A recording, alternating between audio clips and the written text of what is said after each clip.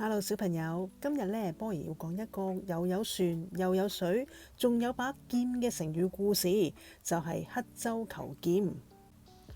話說好耐好耐以前，有一個楚國人，佢坐船過河，佢身懷絕技，腰間掛住一把好靚好犀利嘅寶劍。點知意外發生咗，隻船搖下搖下，撲通一聲，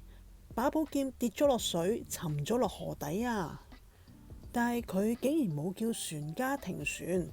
反而呢好淡定咁攞咗一把刀仔出嚟，喺船邊度刻咗一個記號。刻完之後，佢仲好得戚咁同船家講：喂，船家，你睇，我喺度刻咗個記號，等陣靠岸之後，我就會喺呢個位度跳落水執返把劍噶啦。船家聽完都莫名其妙。當隻船靠岸嘅時候，嗰位楚國人真係跳咗落水去揾把劍，最後就梗係揾唔到啦，因為把劍係唔會跟住隻船走噶嘛。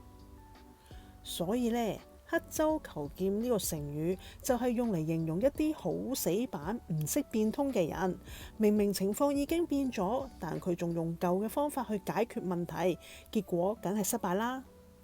小朋友，你哋生活入面有冇見過刻舟求劍嘅人呢？記住啦，世界係不停咁變㗎，我哋都要學識隨機應變，唔好做刻舟求劍嘅人啦。